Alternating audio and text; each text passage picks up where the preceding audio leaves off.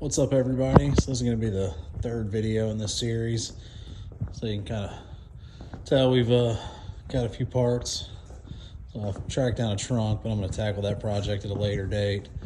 Got a fender over here to fix this guy over here. But yeah, in this video we're going to be refurbishing these struts, I guess is the best way to say it. Aren't really good options online. I didn't want to buy coilovers quite yet. You know, I wanted to get the vehicle running where it was supposed to be and kind of decide like how low I wanted to go and stuff like that. So yeah, this is my method on repairing these. The coil insulator spring is kind of tough to track down. But yeah, if you're looking to upgrade your suspension, refurbish it, wanting to go from this, go from that worn out suspension there to this right here, stay tuned. So up here in the engine bay, you're going to need a 14 millimeter to remove these 3 bolts. Tough, but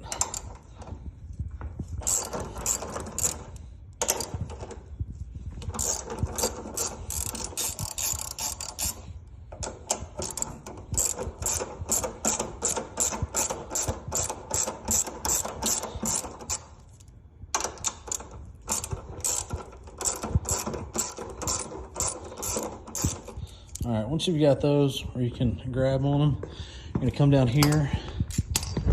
You've got these 2 bolts right here, and it's gonna take a 7/8 on both sides. You're gonna have to hold it and then break the nut loose on this side. I'm gonna try to do this with the phone in my hand.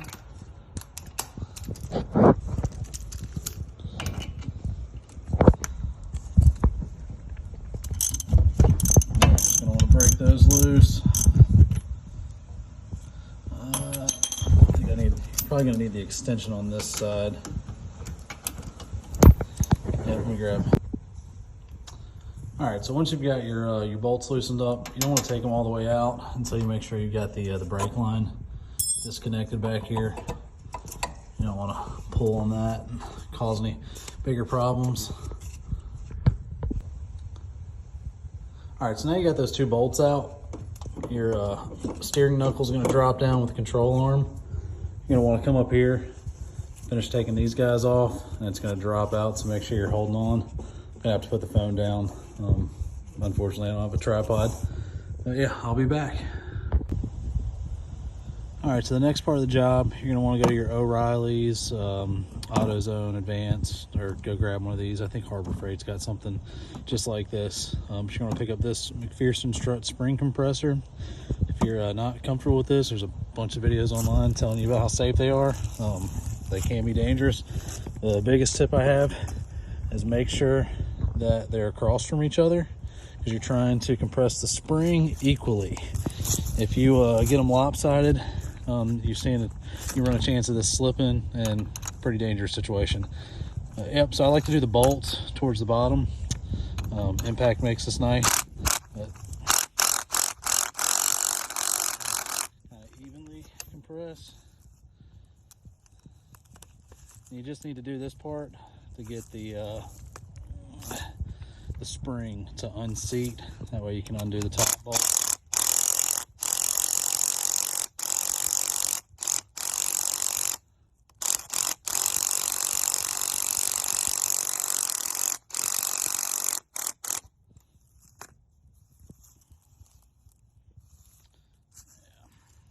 Should definitely be enough. Yep. I think that's a 7/8. To remove the top.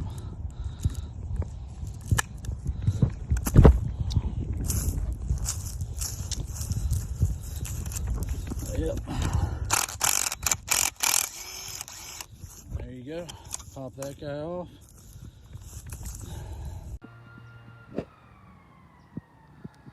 All right, so once you have the spring removed, you can see what all needs to be replaced. On this one, you can see my shock is extremely blown. It's got no pressure. as well as the lower coil spring seat insulator. I had a hard time tracking these down. I was able to use a part cross-referencer and found a Lexus part number that matched up, so I've got the Monroe part. I'll have that in the video for you. Yeah, the upper coil spring seat insulator looks pretty good on this one. I'm going to be cutting mine just to save this top ring. I'll show you that in just a little bit. The new parts we have actually have a boot to protect our new shock, so this is unnecessary, and as you can see, it's just going to corrode and crumble anyway. All right, we're back. A couple days later, gave this guy a paint job, let it dry for a little bit. I forgot to mention in the last clip, you're also going to take a look at your strut mount. Check the bearings inside there. Mine's in pretty rough shape, but I'm planning on upgrading to coilovers in the next couple months. So if I can get a little bit of life out of them, I'm gonna try to do that. I would recommend replacing them while you're doing this. I think they're like 40 bucks a piece. All right, so the next thing we're gonna do is we're gonna cut this upper insulator. As you can see, we've got a new boot to protect the shock. It's gonna interfere, won't fit through there. So we've got to cut. I like to cut just a little bit above that line right there. I don't know if you can see the crease in it. But yeah, you're just gonna want to cut that so this doesn't mess with it, and you still have the ring on top to insulate to the top seat. So this is basically what you're going for. You just want the upper part of that to protect the spring from the upper seat. I used a combination of a razor and some pruning shears. Worked out pretty good. It's gonna crumble on you though. It's 30 years old. But yeah, that's what you're looking at. All right, once you've got that done, you're gonna wanna grab some oil or coolant. It really doesn't matter. You just need something to pour down inside here. Grab a pair of pliers, break this loose.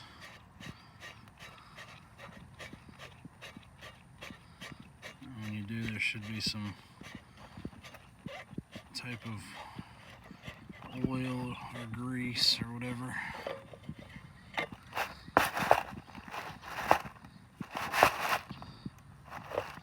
You want to remove your old shock. Set that to the side.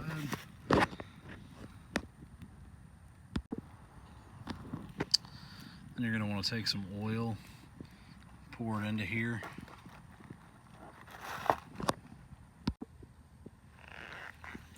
So after you pour some in the cartridge, it's also a good idea to rub some on the outside of the shock. But from there, you just slide it in. It just pops right in there. Hopefully your shock came with a new nut. If not, make sure you didn't throw away the old one. Make sure you don't throw away the old one.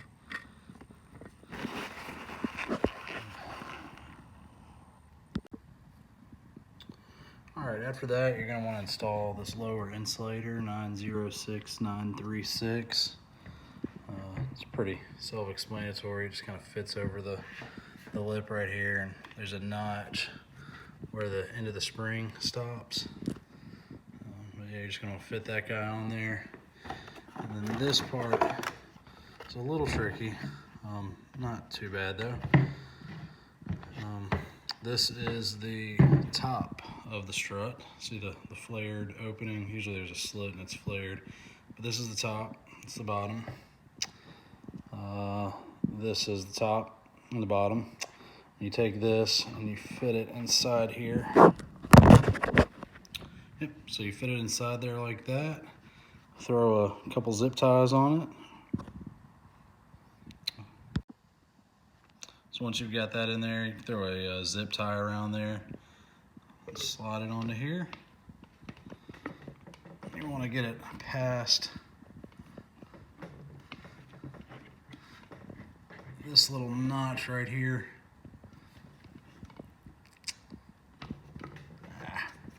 It's hard to do with one hand.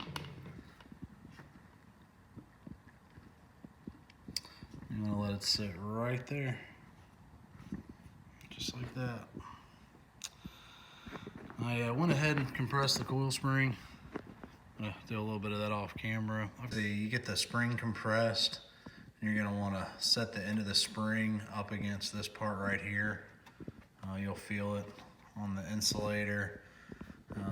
The top strut plate has an arrow pointing out. Line that up with this right here. It's supposed to point out towards the wheel. And yeah, and install that top nut. It's supposed to be torqued down. The center nut's supposed to be torqued down to 34 foot-pounds. And then the outer 3 bolts holding it to the car, those go to 59 foot-pounds. And then you're supposed to torque these down to 224 foot-pounds per the Hayes car manual. But yeah, that's it for today's video. If you enjoyed the video, leave a like. Think about subscribing to the channel. Appreciate it, guys. Have a good one.